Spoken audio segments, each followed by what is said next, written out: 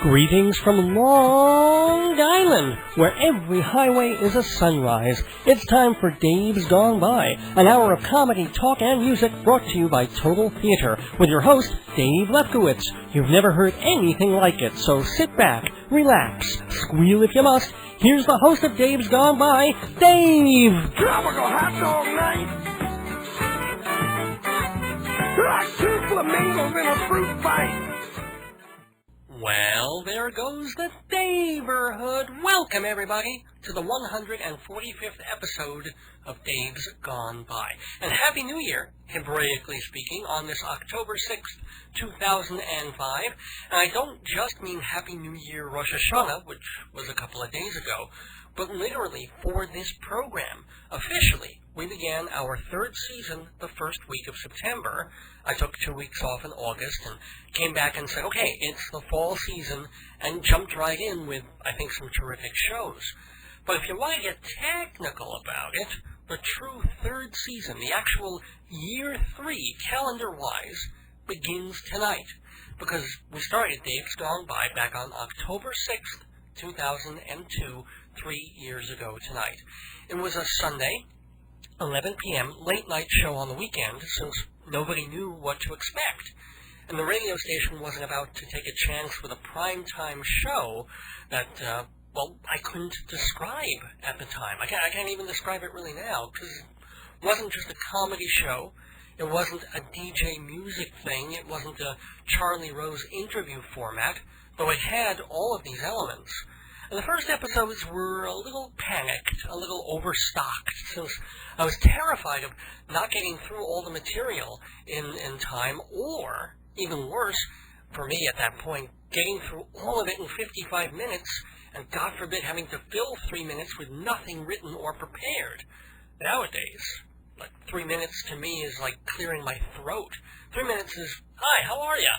And here's the last two things that just ran through my head, which is cool.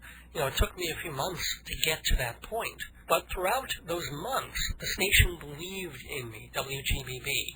We had a different program director at the time, a woman named Joey, who moved me to early evenings on Sundays, where the show stayed for nearly a year. And then there was some corporate turmoil, and the station moved its facilities from Merritt, Long Island, all the way out to Babylon, and I was on Monday nights for a good chunk of time. That was nice.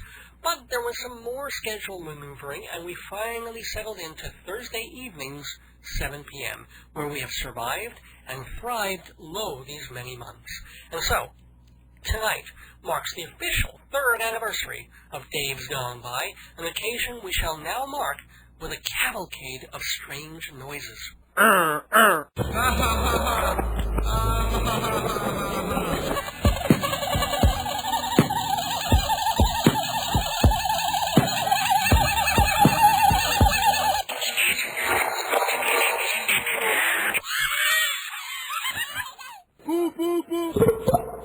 Do it again, do it again.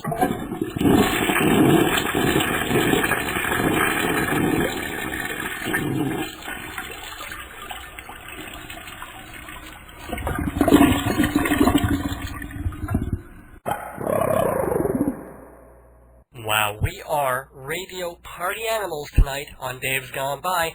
Very happy you're with us, and you should definitely stick around because we have another nifty guest visiting the neighborhood. It has been a bumper crop the last few weeks. Everyone from Frank Wildhorn to playwrights Greg Allen and Michael Weller to Jill Sobule, a great performer and an even greater sport, chatting with Rabbi Saul Solomon a couple of weeks ago. And now we have actress and singer Paulette Attie. That may not be the most recognizable name to younger folks, so the first thing you'd say is, well, what has she done? And the answer is, what hasn't she done? Paulette has given about 1,000 concerts over the years, everywhere from Carnegie Hall to the Hollywood Bowl.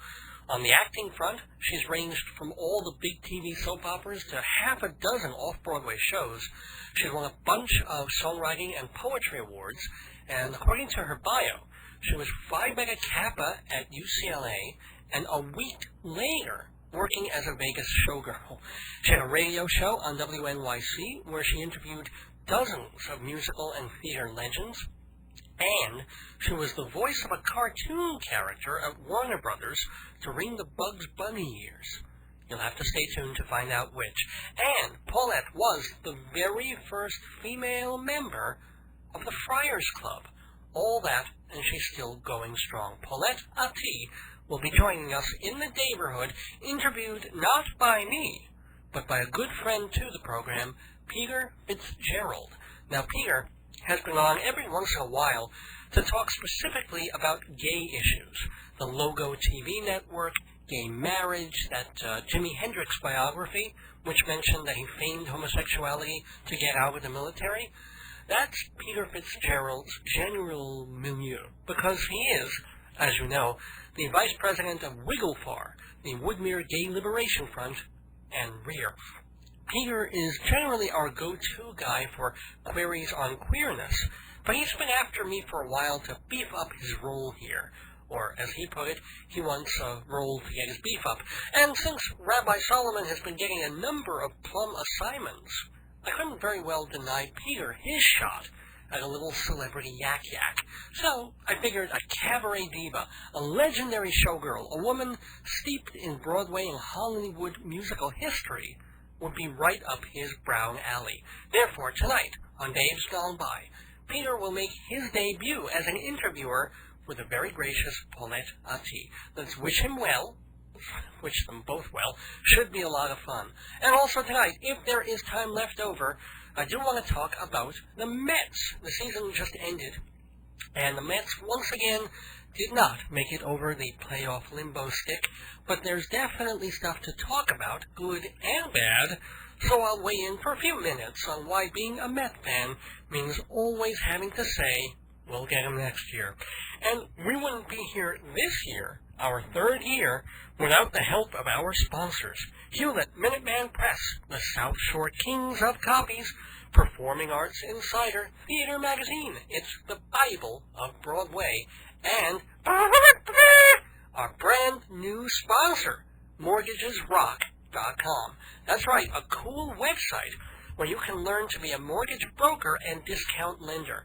MortgagesRock.com. Thank you, Andy Lefkowitz, for coming on board with the show. The show being Dave's Gone By, hosted by me, Dave Lefkowitz, radio personality, humorist, journalist, and Met fan. Peter Fitzgerald is in the on-deck circle with Paulette Attie right after this. Hey, Dave's Gone By listeners. If you like hearing me, you love reading me even more. So hurry and get my book, Marriage, Babies, and the End of the World, filled with hilarious plays that were performed in New York, like King Solomon the Wise and Blind Date. 232 pages of pure Dave. Only $20 hardcover, $12 trade paperback. To get your copy, call 516-295-1511 or visit the Dave's Gone By website. Are you filled with uncontainable rage against everything and everyone? Try the special Jimmy and Robin Stress Reduction Plan. 3 hours of hardcore punk, metal, and grunge rock mixed with wild comedy from a crazy crew. Visit jimmyandrobin.com and hear Jimmy and Robin, midnight Fridays on WGBB. Feel better? Hi, this is Paulette Attie. You're listening to Dave's Gone By on WGBB-AM. Hi, Paulette. Welcome to Dave's Gone By. This is my first interview for the show. I'm so excited! Oh, I'm thrilled. I'm thrilled because you're an exciting person. Yes, and excitable too, I must say. Excitable. So it should be fun. It should be a hoot. I'm hooting already. Well, let me tell a little bit about you, and then we'll hear more about you from you. How's that? Okay. This is Paulette Attie, and she has been acting and singing and doing all these wonderful things since the age of 3 years old. Well, just to remind you, it's almost right in the pronunciation, but you know how these artists are. They like to have their names pronounced correctly. It's Attie, as in at coffee. Attie. Attie. Oh, whoopsies. Okay, let's try that. Attie. Is that perfect? There you go. Do I have to wait a long time between the syllables? Do I have to go like at T, or can I move them together a little closer? Move it along. At T. How's that? At T. At T. There you go. All right. I don't even remember what my question was. Oh, I'm so flustered, and it's just my first interview. Oh, goodness. I'll pull myself together. I'm better. I'm good. I like myself, and people like me. Now, tell me about your debut at age 3, Ms. Attie. Attie at age 3 was already a ham. My parents went to the Catskills. They took me with them. And it was the talent night, and I jumped up on the stage and started singing. And, of course, that applause got to me, and they could not get me off. So did you take lessons, and did you learn to dance and act and things like that? Not quite at 3. Well, when you were 4 and 5. Oh, you are toying with me, Missy. Wow. But seriously, did you have to take piano, or did you want to I did take piano lessons. I took piano lessons for a long time. And it stood me in very good stead because as a singer it's easier to learn music and songs when you can read music. You know a little bit about chord structure. And you know also, Peter, that I'm a songwriter and have won for the last 5 years the ASCAP Plus Songwriter Award. And so... you know, the only thing about an ASCAP that I know is when you pull it out, it's really painful. But seriously, wiggle. It depends on if it has a head on it, the cap, or underneath it. Wow, wiggle. But tell us, what were some of the songs that won? One that won, which was a lovely one, is United Are We, based on, as a result of 9/11. That was nice because it sort of took care of my needs. But then I needed to do something more, so I wrote a song called United Are We. And then I went to PS1, which was the closest school standing to Ground Zero. And I worked with the kids at PS1 for about 3 or 4 months and singing, you know, working with music, and it was a fun thing. And at the end of that time, we sang this song. You know, they won't let me near children. I don't know why. Well, no, I do know why. But anyway. No, I bet you'd be fun with children. Jumping along a little bit, I noticed in your bio that at one point you were the voice of the girlfriend of a skunk. Is this true? It's true. Tell me, how did this happen? Well, I think that was just a lucky deal, Peter, because I was quite young at the time. I didn't know that much about how hard something like this is to get. To get cast or something like that. And Mel Blanc was the skunk, and he was called Pepe, as in Pepe Le Pew. That's right. And when I got to the studio, and he used to play 4/5 of all of the voices in all of the cartoons that he was in, sometimes all of them, because he was extremely talented and wonderful. And when I came in, I was not him, he wanted to do my part too.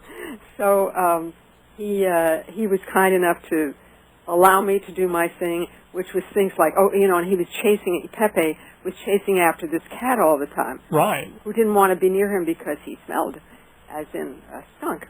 So I would do things like, Le Purr. Ooh. And he would, that would just turn him on some more. Wait, let's do this. I'll be Pepe. Yes. And what was the name of your cat?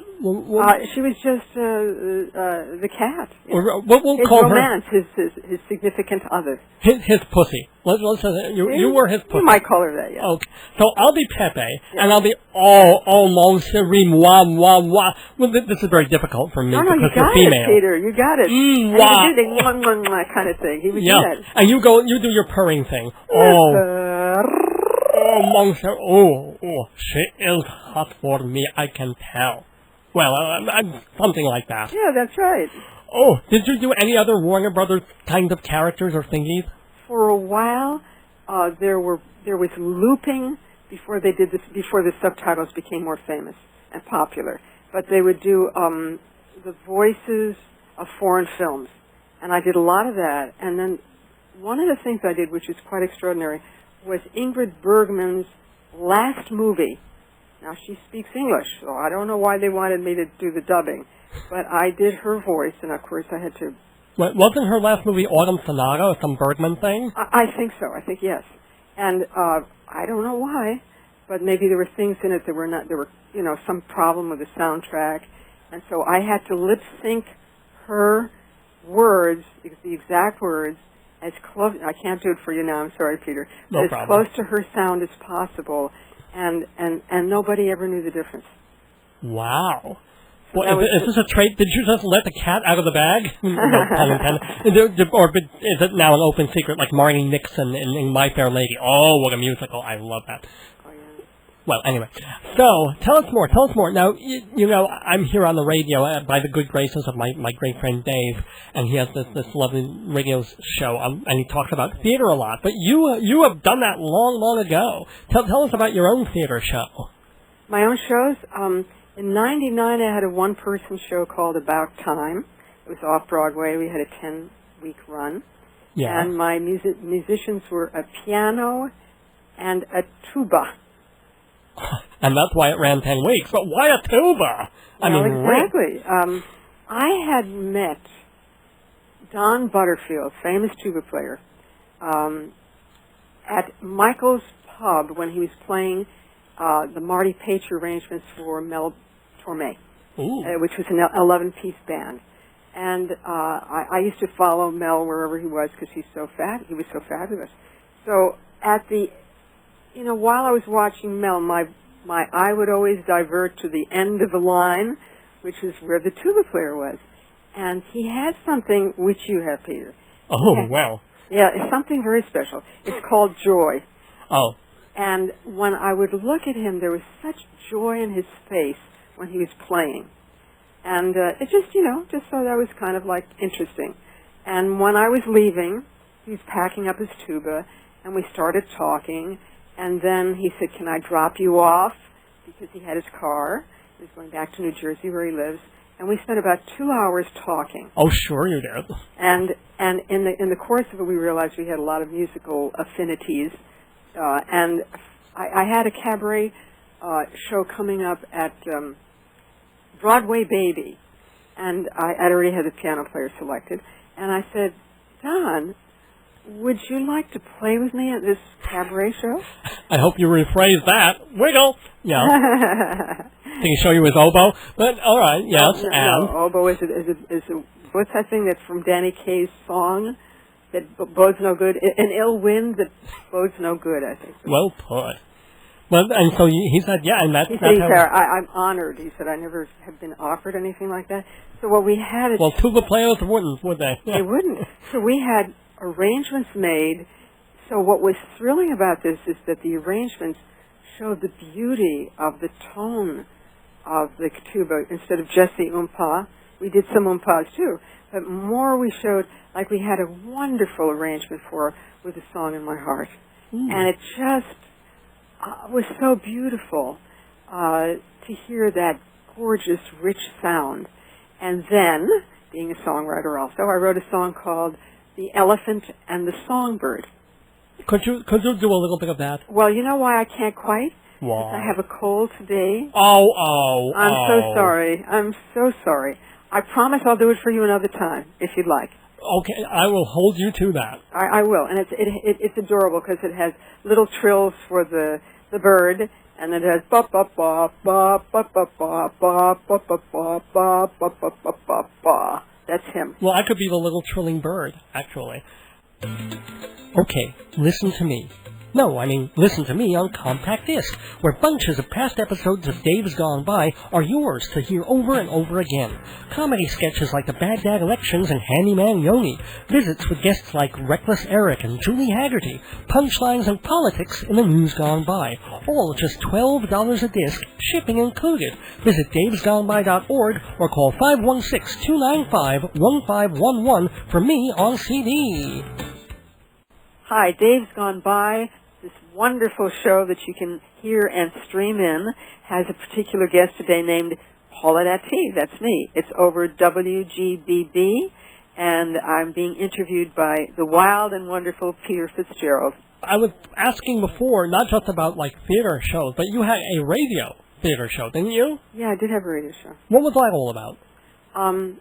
When I first came to New York, I've always loved theater and music. I thought it would be wonderful to, I don't know where I got this idea, but wonderful to interview some of our great songwriters. And who would you talk to? Well, who did you talk to? So I talked... Come on, Missy, get with the program. Okay, Harold Arlen, Jerry Bach, Cy Coleman, I'm doing it in alphabetical order, Dorothy Fields, John Green, Johnny Mercer, Yip Harburg. So, don't just say names. Tell me some wonderful stories. Tell me some wonderful memories of these people. Okay, here's a story. Oh, goody. That's going to be in my show I have coming. I'm going to be doing a show about Harold Arlen. Oh. And it's about his collaborators. And one of the people I became really close to from that radio show was Yip Harburg. Wow. Yip, darling man that he was, sort of took me under his wing, sort of became my godfather. He said, "Do you have a godfather, Paulette?" I said, "No, I didn't." He said, "Well, I'm your godfather." And he would take me to the theater and discuss theater with me. And you should remind people just what a wonderful songwriter Yip Harburg were. I mean, I know he wrote Brother King of Spare a Dime, but what are some of the other things? He was the number one song of the past century. Yeah. Over the Rainbow. He wrote that, see? With Harold Arlen. And that was your godfather, in a sense. My godfather. And only a Paper Moon. Wow. It's only a paper moon. Yes. Yes. Oh, yes. Oh, so tell more stories. Tell more about him and other people. Okay. So, he was not happy. The last song that had to go in for Wizard of Oz was the ballad that Dorothy was going to sing. And he was not, and Harold Arlen hadn't written it yet, so there's a whole big part about how Harold Arlen sweated through coming up with the melody for that.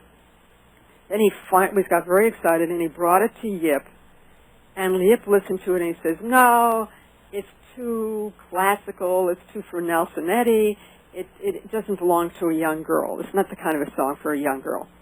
And of course, Arlen was, crestfallen because he really thought he had nailed it. So the next day, all of a sudden, Ira Gershwin arrives on the threshold, because they were all very close.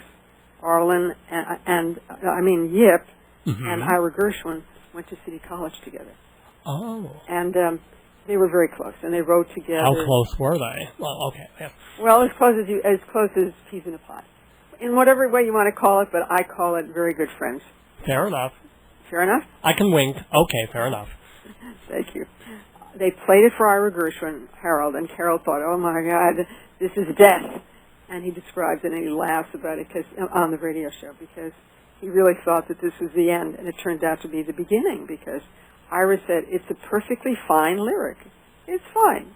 He didn't say it's great. He said it's perfectly fine.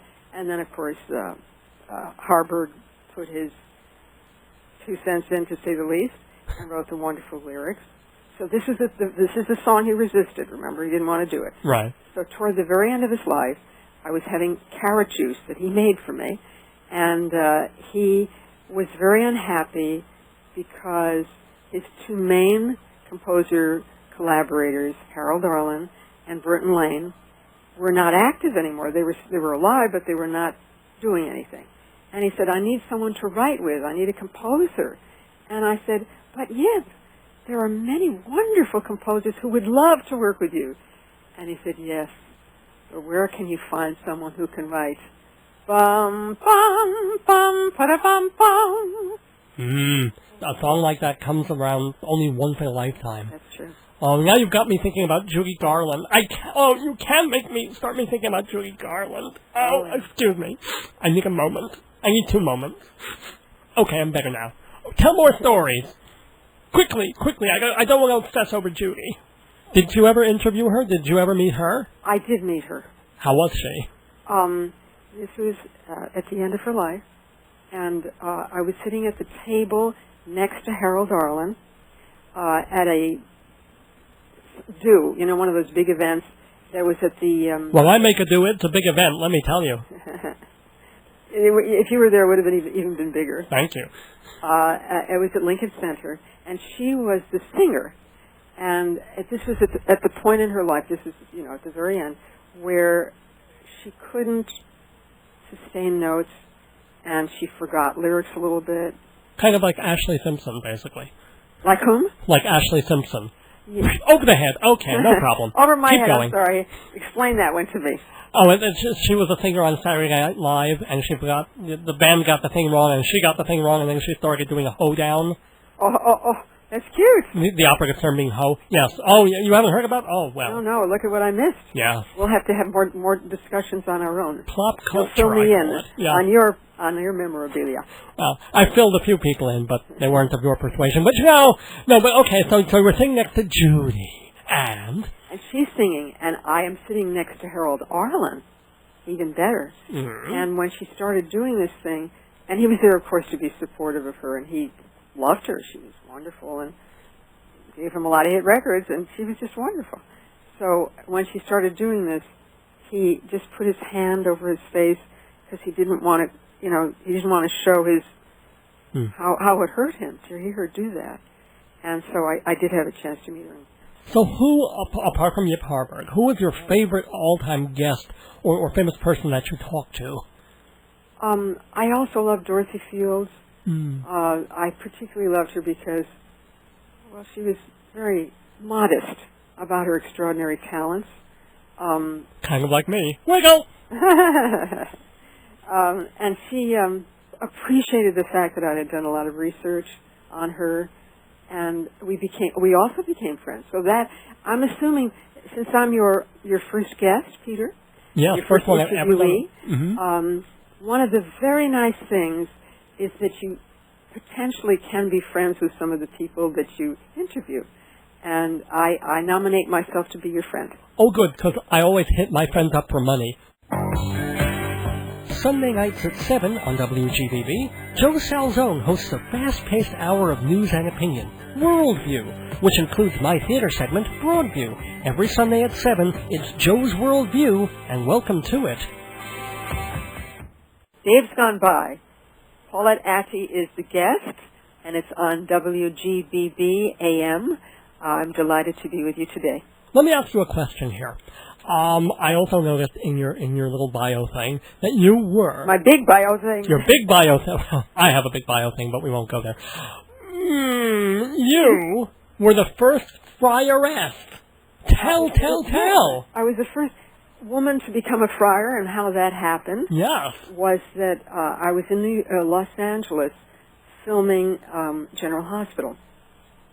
And I heard that the Friars Club was opening their membership to women.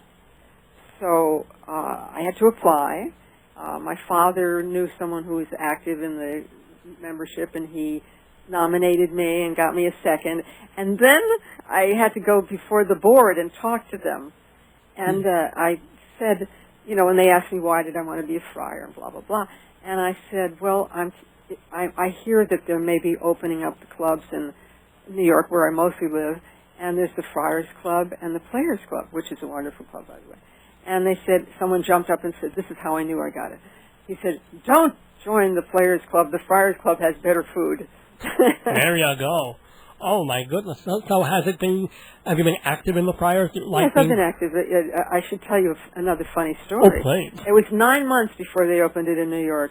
So for a long time when I went back to New York, I was the only only female who could go there before 6 or 7 o'clock and take a look at, the monastery or have lunch there. And some of the guys didn't like it that much. So I mostly stayed away, except one time when I was being shown around by Jean-Pierre Strébeau, who was the executive director of the Friars Club, and he brought me into the first time I was there in New York, and he brought me into the card room where there were guys who were heavy into a game of poker, and nobody looked up. They were all with their cigars and their cards, and you would love this kind of place. Oh, the big cigars is getting to me, yeah. And one of the guys, without missing a beat or looking up, said, "What's she doing here?"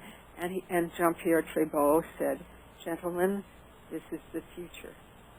And I will never forget him for that. He was wonderful to say that. That was very nice. Wasn't that sweet? Sweet story. And I took a lot of gaff at the beginning because it did not get by. They did not happily invite women in.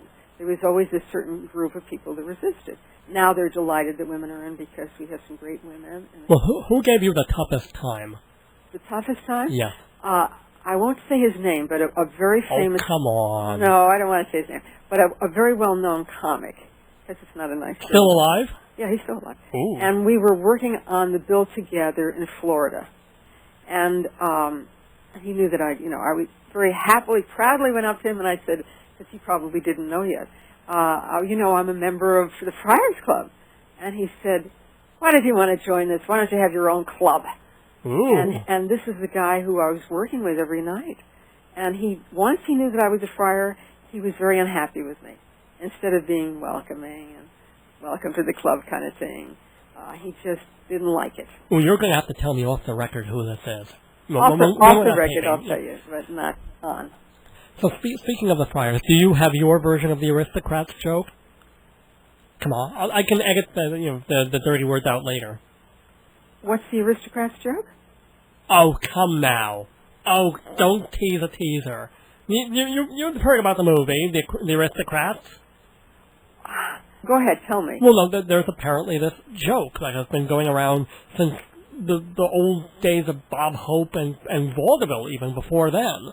That's just only comedians have told to each other until recently. And it's all about a person who goes into a talent agent's office with his family, and the talent agent says, well, what do you do? What is your act? And then they do all these incredibly despicable and disgusting things. You've never heard this joke. This is the joke that friars tell each other. I guess because you're a girl. Honestly, there's so many jokes like that. About the dog act that they bring into the agent's office. Yeah. You know that one? No, tell me. Well, that's where the dog does... and there's another one. Oh, I'm going to tell you another one that I think that I've heard also, an agent one, but funny. This is more your taste, actually. Oh, okay. More your style. The guy goes, he's billed as the man who has the most orgasms with women. Whoa. Oh. Right? It was good there for a moment, but then you brought the women in. Orgasms of anybody. And they fill the theater up with people to see this. You know, he does one right after another, and then the next one comes up, and then the next one comes up, and the big night comes, and the theater... Comes being the operative term, yeah. The theater is crowded, every seat is filled, and he after about the 40th woman, he passes out. And the manager of the theater comes up to him and he said, what happened to you? I had to give the money back. He said, I don't understand it.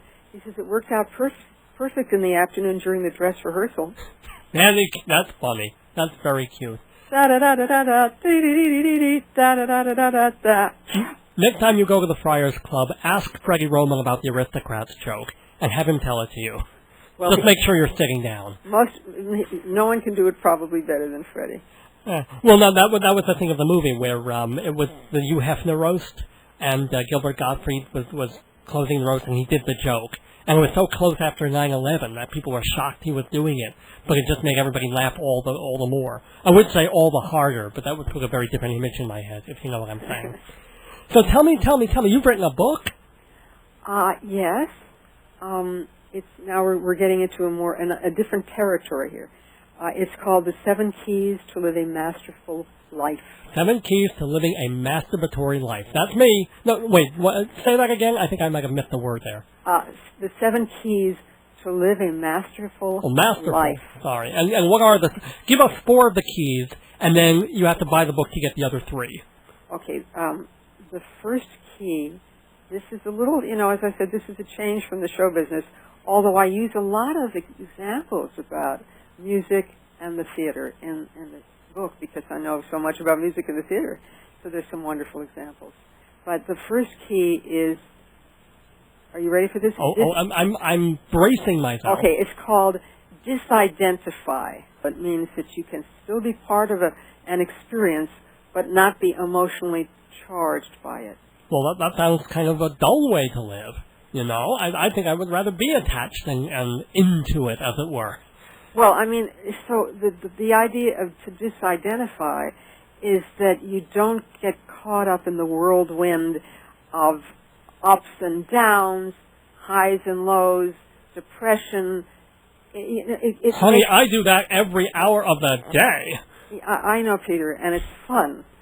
But there are, and it is fun. I do it too. But there are times where to save your soul, your body, and your spirit, and your, just your well-being, it's good to look from a higher vantage point and perspective of things. So in other words, it's sometimes good to be on top. Okay. What about number two? What's number two? Is faith. If it's not blind faith, you're not just doing it because you're told that you're supposed to believe in this or that or the other. But faith is like, again, a higher level, just like this identifies a higher level of detachment. Because when you have true faith, you don't always have the five senses confirming that you're right. It doesn't always show up in your eyes, your ears, your nose, and your sense of touch. And it does if you've had a good weekend like I have, but okay. Okay, then the next one is an easier one, which is love. Oh, well, now we're on the same page. Okay. Wiggle, love, yes, love. That's an easier one. And then 4? And 4 is something that you also have.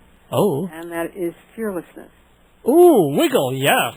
And that's an important one in life because a lot of people, Peter, again, this is a different part. Oh, I know Peter. Yeah. This is. I'm sure you already said. You already changed the word from masterful to your own word. So you understand. Peter, we're living in times where it's very hard not to be afraid of what's going on, and to buy into the fear, and to look at your television set at all the disasters, and go, oh my God, whichever disaster is going on at the moment. I won't go into what it includes because I don't want to get too political here. But no, that's fine. Believe me. If you know me, you know that for many reasons I hate Bush, if you know what I'm saying. So it's very interesting because I actually received a letter of thanks and congratulations from him for the work I did with the children on 9/11 and for it being on television and all that. Well, of course he was busy reading to children on 9/11. It took him 10 minutes to put down the book. He was so engrossed. Right. Oh, the furry little bunny hopping across the... Don't disturb me. I'm reading here. Right. And here's something interesting, Peter. I just got it. That's fun. When I got the letter, I did not honor it as much as one might normally honor it when one gets a letter from the President of the United States.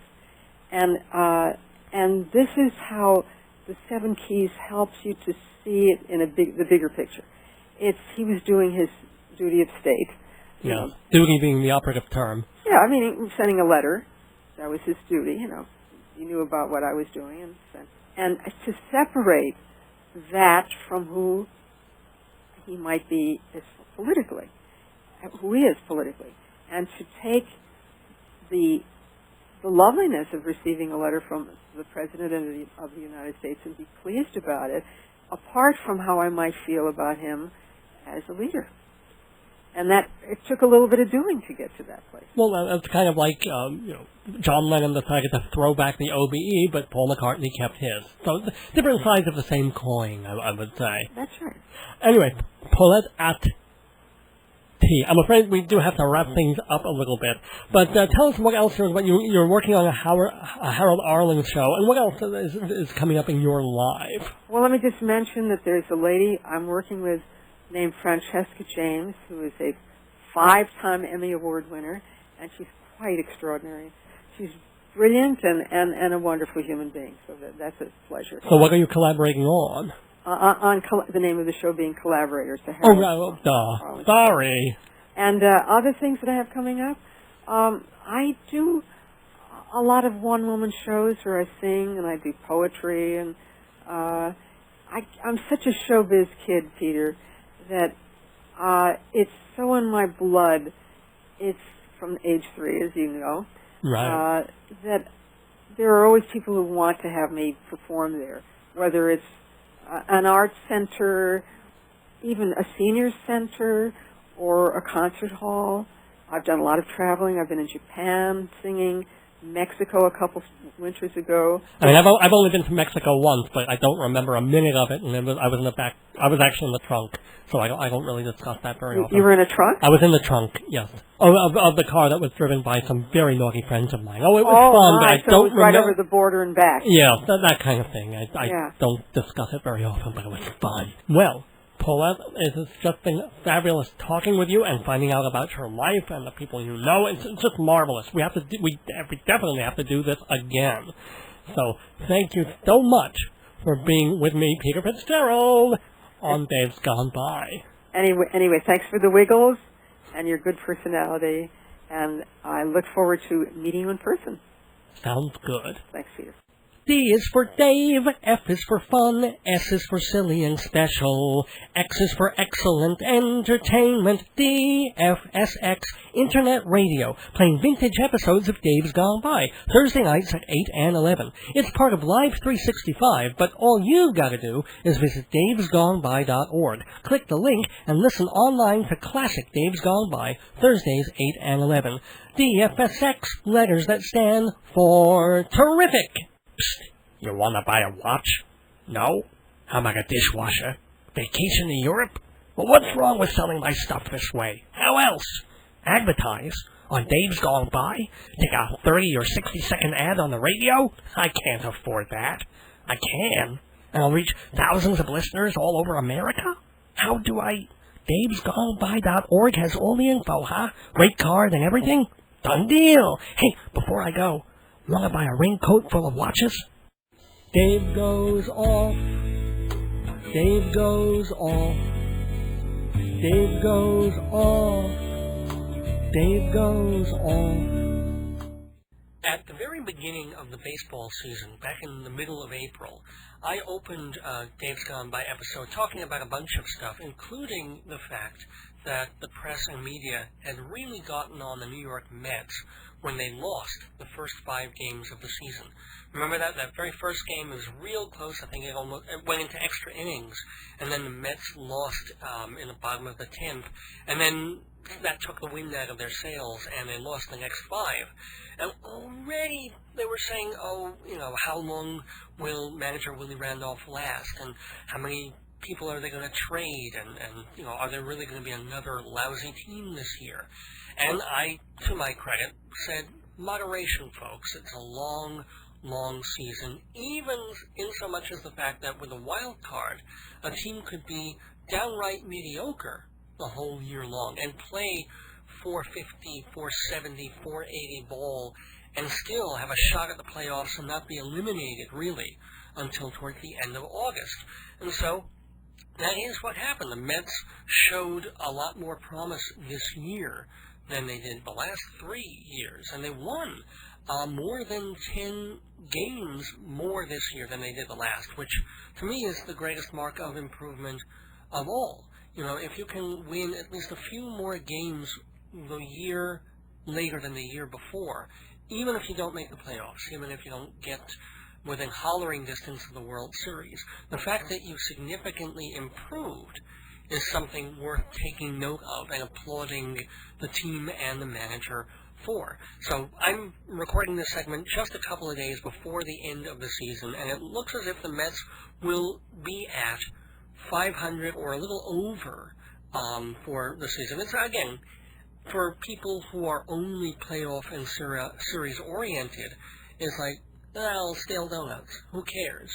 But for people who care about a team, and I've been a Met fan since the early 1970s, die hard, and I've certainly died hard a few times with the New York Mets, but kind of nice to say, okay, the year could have gone better, and they shouldn't have had that horrible, horrible road trip. But then again, look at recent past years, when they were doing okay, they were playing roughly 500 ball, and then they would tank in July. They'd lose like 25 out of 30 games in July. And the following year, they were okay through July, but then in August, they just absolutely imploded and bleh. This time, they waited at least until a long road trip in September to conk out. And the fact is, because they were at 500-ish through it, at one point there were actually 8 games over 500 before the skid. even coming out of the horrors of the road trip, they were still in contention and did not technically get eliminated from the wild card slot until about 5 or 6 games before the very end of the season. That's pretty darn cool. And remember, it's not as if the Mets were playing in the National League West, where the very best team can barely touch 500. The Mets, had to be in the same league where the Atlanta Braves have won year after year after year. And even though in the early part of the season it was anyone's division for the taking because the Braves weren't coming on strong, towards the end of it, the Braves did, and they're going to wind up, I think, something like 15, 20, maybe 25 games over 500. So let's hear it for the Mets to some extent. What else do I want to say about all this? Just giving kind of a baseball wrap-up, because I'm going to miss it. I really got into it more this year than recently, because I'd work and write and work on the magazine while listening to the Met games on radio, which I enjoyed actually even more than watching it on TV for some reason. Of course, there's Pedro Martinez to talk about, who was mostly great until the end of the season. They pulled him out of the last couple of games just to save him for next year. Okay, whatever. He brought excitement, and he wasn't always perfect, but he really could pick up the team. And there were times when everybody was moaning and groaning, and the Mets were just losing, and there's no energy, and then it would be Martinez's turn in the rotation, and people would be like, oh, Pedro's back. And for the most part, he'd show up for the game and, and kick it. He'd do it. I remember one time he lost a game that was almost a no-hitter, but came right back and then won another game very soon after that. Another person that may not be getting quite the recognition that he deserves would be David Wright, just simply because, as I've said for a long time, when you bat over 300, what that means, it's a very simple thing. 1 out of every 3 times that you are at the plate, you're going to do something good. Might not necessarily be a home run, although Wright has had a few of those. Might not be doubles or stuff, but you're going to get on the base. Like Mookie Wilson was like that in the 80s years for the Mets, who was always admired a great bit because he could run and he always tried hard and he got on base. So David Wright batting about 310 or so. If a couple of the other batters on the team had that average instead of 250, 270, you would have seen the Mets really battling for the playoffs against the Braves instead of sort of being out of it during that road trip. Beltran were 300 instead of 270. Piazza, of course, if he were 270 instead of 250, and he could still throw people out at the plate, and he was there more than a third of the year. Again, the Mets also had their rough times. Actually, I should also mention Cliff Floyd, who would pick the team up and get home runs here and there at just the right time. Didn't always work out. The pitching and the relief pitching, Looper was not quite reliable enough. And then there was, during sort of that sticky middle period, when the Mets just could not push themselves really for a surge. They could get over 500, then go a little under it, then a little over it, but couldn't put together a real string. And they'd have pitchers, relief pitchers like Danny Graves. Where did they, I talk about that last name, I think they sent him finally back to Hawaii. But you just knew every time he came up there, he'd either lose the game or he wouldn't be effective or he'd give up an important tying run. And in fact, it got so that the last few times he would pitch, they'd bring him in when the team was up by 8 runs. Because they knew, hey, all right, he might give up 3 or 4 or 7 runs, but he's not going to give up 8. Let's put Danny in there. Tom Glavine has really shown a lot of heart, though. He may not be the pitcher he once was, of course, but he's a real pro. He may be like Piazza, though, at the point of diminishing returns, but I think a really young team that won't be poised, let's say, like the Mets hopefully will be next year to make a real run for it, he could be a real asset to that team, or maybe still an asset to the Mets. So anyway, in closing, You can second-guess the Mets and the managers all you want to, but again, it really does come back to the fact that they were improved. Maybe it was a little bit of luck. Maybe the addition of Mike Jacobs, who got home run after home run in the first couple of games, then cooled off, then got better again, and maybe a very promising regular hitter as well as a long ball hitter, which would be nice. Or it could be a fluke, or maybe traded away because he'd be really valuable, considering the way he played in the second half of the season. You never know. It is a horse race, and injuries are always partly... Of course, that collision didn't help either. Forgot to mention that. Even though the Mets did not immediately fall apart after it, it had to have kind of a psychological effect. Not just physically losing Mike Cameron, but seeing just how fragile players can be and knocking two people out of the lineup so quickly, even though Beltran obviously came back very soon. It can take a toll on a team's psyche. But they pulled through. They came back after losing that on that terrible road trip to win some more games, to battle back to 500, to really care, and to be a team not to be terribly, let's say, excited about or thrilled with, but somewhat cautiously proud of. Let's hear it for the 2005 New York Mets. Now, as far as football goes, and the New York Jets... Oh my God, the wedding is next month. We need flyers, invitations, booklets. Irving, we are screwed. No, we're not, Pearl. We'll just go to Hewlett Minuteman Press. Hewlett Minuteman? What can they do? Printing, engraving. Really? Letterheads, souvenirs. Wonderful. Are they still at 1315 Broadway in Hewlett? Yup. 516-569-5577. Well, stop dawdling. Let's go. Yes, dear. Day after the wedding, I kill her.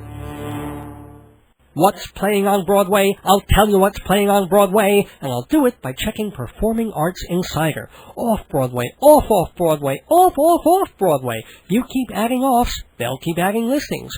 Who's in the cast? What's it about? Why is it special? Performing Arts Insider is Broadway the best way. 516-295-1511. 516-295-1511. Or see performingartsinsider.com. Welcome back to Dave's Gone By. Big thank you to the lovely and funny and talented Paulette Attie and to Peter Fitzgerald for doing the interviewing honors. Peter, you did fine. This was your very first interview for the show. I'm sure it will not be your last. Speaking of interviewees in the neighborhood, gotta do a couple of plugs. First of all, our old friends October Project are doing another Loft concert in Soho, October 14th and 15th, next weekend. If you've never heard of October Project, for gosh sakes, go on Amazon, go to Tower, get their albums, some of the most beautiful pop music you've ever heard, and see them in concert next weekend. All the details are at octoberproject.net. Also going to give a shout-out to Dr. Elmo. Yes, the man who wrote and sang Grandma Got Run Over by a Reindeer and was a merry guest in our neighborhood a while back. He's got a new CD out on CMG Records, which is an arm of Sony BMG, no less. Just in time for Halloween, it's Dr. Elmo Sings the Booze, B-O-O-S. Comedy novelty songs on the spooky side. Titles include Texas Chainsaw Halloween, Redneck Dracula, Haunted Hoedown, and the scariest one of all, Global Warming. Dr. Elmo Sings the Blues on CMG Records. And hey, thanks to the folks who wrote back when I was singing the blues, tongue-in-cheek, which is a difficult way to sing anything, let alone the blues. I mean, you end up sounding like, I woke up this morning with my tongue in my cheek. Woke up this morning and I can barely speak. If I don't find myself a dentist, oh, I'm really of a queek. Well, but anyway, in my weekly email alerting people to who's going to be on the show, I mentioned that I was a little jealous of last week's guest, playwright Michael Weller, because he had an off-Broadway theater named after him. So I sulked and wondered when, if ever, I'd get something named after me. It didn't have to be a theater. could be a sandwich, like the Larry David, or a disease. I make a really great disease. And I got back a couple of really sweet emails. Anne of Milwaukee wrote, "Dear Dave, in response to your plaintive inquiry, we have decided to name our new cat after you. It is a 4-month-old kitten. It is a female. We can't do anything about that, but from now on, her name will be Callie Lefkowitz. Aren't you thrilled?" Well, Anne, yes, I am. I'm elated. And I always thought the only way you could give your name to a pussy was to marry her. No, but seriously, thanks also to my cousin Judy, who responded sagaciously to my whining. When I complained that nothing's ever been named after me, Judy wrote, "Dear Cousin David, don't feel bad. Your website is named after you." Well, goddamn, you can't argue with logic like that. Thank you, Cousin Judy. Thank you, Anne. Thanks to everybody who wrote in and writes in every week. davesgoneby@aol.com is the address. davesgoneby.org is the website. And the sponsors are Hewlett Minuteman Press for all your printing needs, Performing Arts Insider Magazine for 62 years, the Theater Bible, and yes, our brand new sponsor, MortgagesRock.com. This is a website for everybody who wants to take the plunge into the still exploding real estate market. Even if you're not looking to become a broker or a lender, maybe you're thinking of selling your house or just wondering how the whole seemingly complicated process works, MortgagesRock.com gives you the clear, truthful facts. With everything from a glossary to helpful checklists to a rate calculator, MortgagesRock.com. If you're on davesgoneby.org, click over from the banner on my homepage so we get credit for the traffic. Hey, every little bit helps, folks. And big thanks, as always, for the help of Program Director Tom Ross, and for the help, love, and support of my beloved wife, Joyce. I will not be here next Thursday. It's the tail end of Yom Kippur, but the station usually plays repeats of older episodes, both of Dave's Gone By at 7 and my all-music show, Filler Up, at 9, so do tune in for both. And then the week after that, October 20th, I will be back with the 146th episode of Dave's Gone By. Until then, don't miss your days going by. This is Dave Lefkowitz. Good night. Remember, it's all in your attitude and gone by.